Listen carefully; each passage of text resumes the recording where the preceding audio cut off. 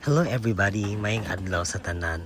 Karon akong ipakita sa inyo ang akong pag-andam o pagkaon sa akong 5 ka fur babies. As I've said on the previous videos, I have a lot of routine na ginahimo sa pag-atiman sa akong mga fur babies. Karon kuyugi ko ninyo kay akong ipakita sa inyo ang pag-prepare from the start until ready na siya i-serve sa ilaha. Disclaimer lang guys, kani akong pag-prepare sa pagkaon sa akong mga fur babies, dili ni siya pud pareha sa uban kay lahi man taog pamaagi. And pinaka reason gid ani nga nung ingon ani sila kay kaning duha si Sky og si Snow before pa ninako na adapt, na-introduce man gud sa ilaha ang table food kanang hungit-hungit gani o sudan.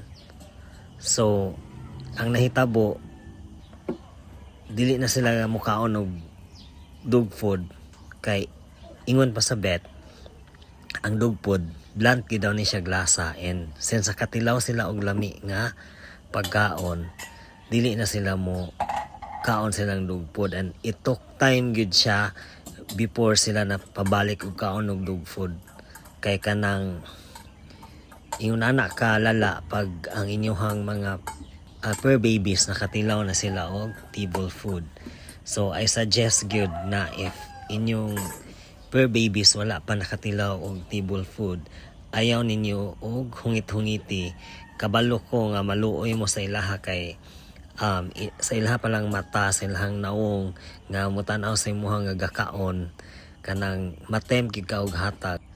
Aside sa di na sila mukaon og pure lang nga dog food, dili sad maayo gyud na hungitan nato sila og table food because kanang food nga atong gihungit sa ilaha nabi na siya mga timpla na siya mga MSG, which is bad na para sa ilaha, dili siya advisable sa ilaha. Basically murag call center lang, kanang ang ilahang mga gisagol nako na kaning atay sa manok, kanang aba sa manok, kanang beef, kay igo na ako na siya pabukalan without any panimpla nga gibutang.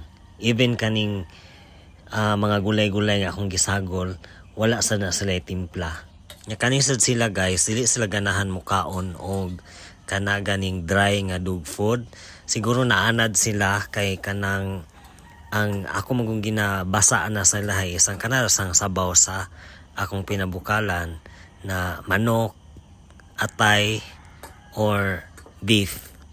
Maunang di kay sila ganahan mukaon og dry nga dog food. So kung ako sang tagaan og dry, usually na dili mahuro. Nahuman na day kog andam sa ilang pagkaon. Natay dog food, natay cabbage, og natay atay sa manok. Ang kaning cabbage ako rin siyang giblanch sa sabaw sa atay nga akong ipabukalan. Kai is waiting for his breakfast. Hami, and Hachi. Giserve na ako sa ilaha guys, and as you can see, ang unang gikaon ni Hami is ang atay. Yun na gina sila kung unsay imong isagol, baba sa manok or beef, mo na ilang unahon og kaon, ayhan na nila kaonon ang dog food o gulay. Pahuman na din nga video, and I'd like to take this opportunity para magpasalamat sa inyong pagtanaw, sa mga nag-react, sa mga nag-comment. Thank you kaayo, and I hope na inyong pang suportahan ang musunod na ko nga mga video. And that's all for today's video. Thank you so much guys. Bye! Good boy. Nahulot na ni Hachi iya ha. Kami kay almost done na siya. Humana siya kaon. Very good. Pahumana si Snow.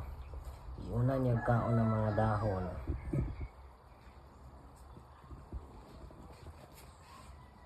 Si Olivia kay nasigig lakaw-lakaw, nasigig suroy sa pagkaon sa uban.